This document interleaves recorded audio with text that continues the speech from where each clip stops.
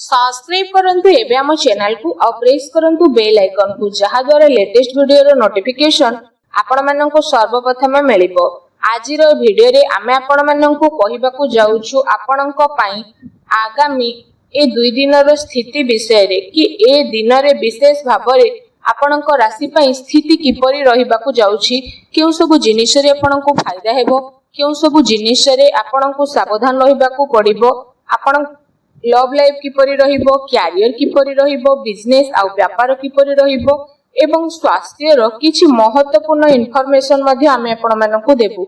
आउ ए वीडियो शेष रे आमे आपण माननको किछि उपाय विषय रे मध्ये कहिबु जहा द्वारा आपण ए दुई दिन को आउरी अधिक शुभ और मंगलदायक बनि परिबे। आगो को वीडियो आरंभ करबा पूर्वरु हमर आपनको रिक्वेस्ट कि जदि आपण हमर ए चैनल ले नुआ आछंती तो चैनल को सब्सक्राइब करंतु, सांगरे नोटिफिकेशन बेल को मध्ये ऑन करंतु जहा द्वारा समय समय रे सह नुआ नुआ वीडियो रो नोटिफिकेशन आपणक पाखरे पहुंचीबो। तो आसंतु जानिबा किपरि रहिबो आपणक पई विशेष भाबरे ए दुई दिन रो स्थिति।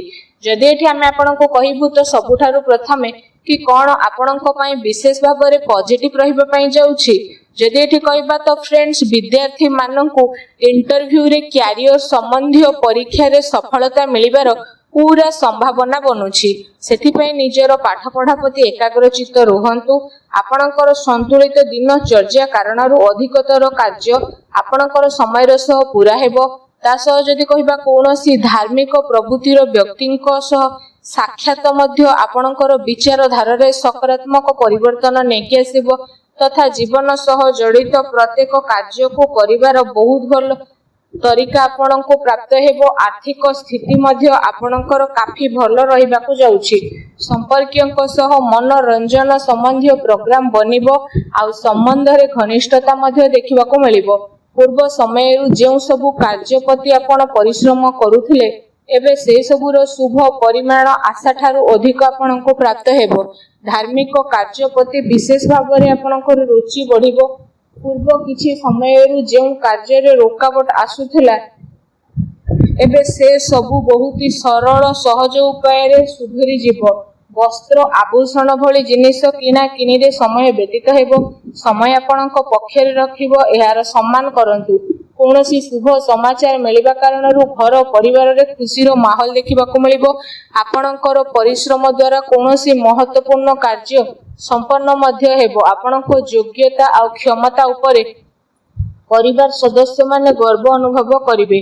कोनोसी विशेषज्ञ व्यक्तिर परामर्श सहयोग आपणकर हजि जाइथिबा प्रतिष्ठा को पुणी थरे हासिल करिवो, जहा द्वारा आपणकर आत्मविश्वास रे वृद्धि हेबो। घरे कोनोसी धार्मिक आयोजन मध्य संपन्न आपणकर हेबो। ए दिन आपणक पई बहुत ही भल दिन सिद्ध हेबो। ए दिन रे आपणको नुआ नुआ सफलता मिलिबार अनेक ही जोग बनुछि। आसंतु जानिबा आपणक पई कोन ए दिन रे नेगेटिव रहिबो।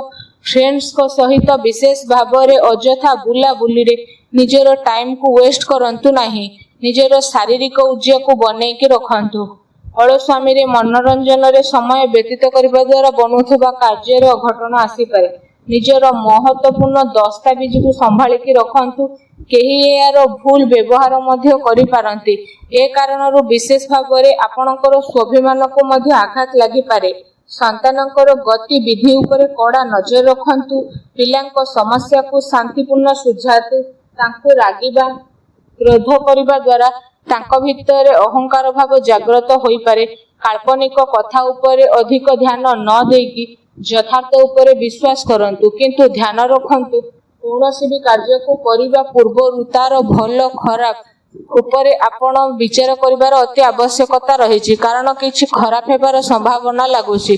एहा सहित अधिकतर समय घर बाहर व्यतीत करबा को पड़ी पारे, किंतु सफलता प्राप्त करिबा पई मर्यादा रो ध्यान रखिबा आपणक पई आवश्यकता रहिछि। कोनोसी अनुचित कार्य आपणकर क्रोधपूर्ण व्यवहार आपणकर योजना को बिगाड़ी देबो, तेणु सावधान रहंतु। अन्यर सुलझाबा उपरे गंभीरतार सह विचार करंतु तथा अजथा खर्च ठारू दूरे रुहंतु। अजथारे कोनोसी महत्वपूर्ण खर्च आपणकर आसी पारे। ता सहित कोनोसी निकट संबंधीयक द्वारा मत भेद हेबार पूरा संभावना रहिछि, सावधान रहंतु। आसंतु जानिबा ए दिन रे आपणकर लव लाइफ किपरि रहिबो।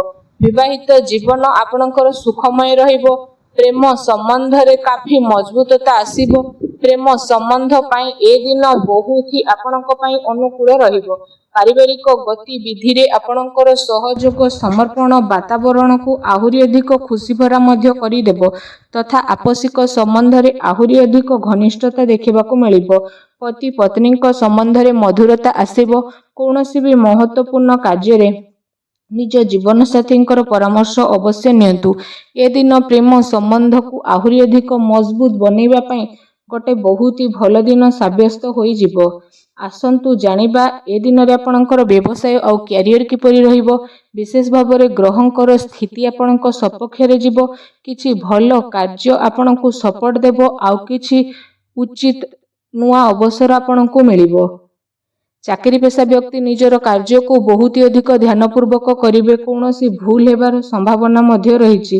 ଦୈନିକ ଆୟରେ ଯେହେତୁ ବୃଦ୍ଧି ହେବ ତ ଆପଣ ନୂଆ ନୂଆ କାର୍ଯ୍ୟକୁ ମଧ୍ୟ ଆପଣେଇବେ ଆଉ ଧ୍ୟାନ କେନ୍ଦ୍ରିତ ମଧ୍ୟ କରିବେ। କୌଣସି ନୂଆ ପ୍ରପର୍ଟି ମିଳିବାର ସମ୍ଭାବନା ରହିଛି। ଚାକିରି ପେଶା ବ୍ୟକ୍ତିଙ୍କୁ ନିଜର ଟାର୍ଗେଟ ପୂରା କରିବାରେ ବଡ଼ ଲାଭ ମଧ୍ୟ ପ୍ରାପ୍ତ ହେବ। କୌଣସି ନୂଆ ପଦପ୍ରାପ୍ତିର ଯୋଗ ମଧ୍ୟ ବନୁଛି। କୌଣସି ବି ଡିଲ୍ ଫାଇନାଲ କରିବା ସମୟରେ ଭାବି ଚିନ୍ତିକି କାମ କରନ୍ତୁ। ଲାଭର ମାର୍ଗ ପ୍ରସ୍ତୁତ ହେବାର ବିଶେଷ ଭାବରେ ଯୋଗ ବନୁଛି। ଅର୍ଥାତ୍ ସମୟର ଭରପୁର ସଦ୍ ଉପଯୋଗ ଆପଣ କରନ୍ତୁ।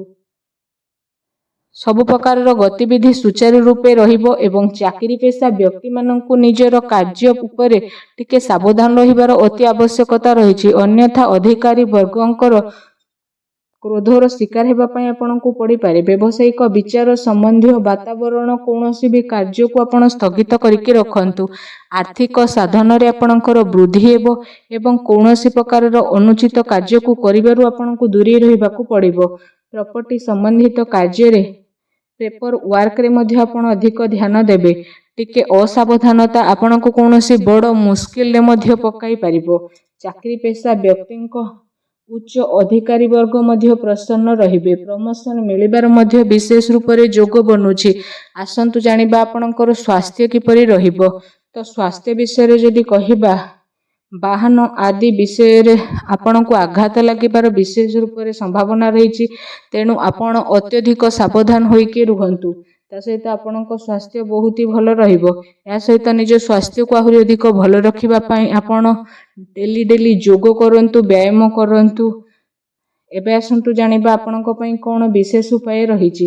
ଆପଣ ବିଶେଷ ଭାବରେ ସ୍ନାନ ଆଦି କରିସାରିବା ପରେ ଭଗବାନ ବଜରଙ୍ଗବାଲୀଙ୍କ ମନ୍ଦିରକୁ ଯାଆନ୍ତୁ। ଆଉ ଭଗବାନ ବଜରଙ୍ଗବାଲୀଙ୍କୁ ଆପଣ ଗୁଡ଼ ଆଉ ଚଣା ପ୍ରସାଦ ରୂପେ ଅବଶ୍ୟ ଅର୍ପଣ କରନ୍ତୁ।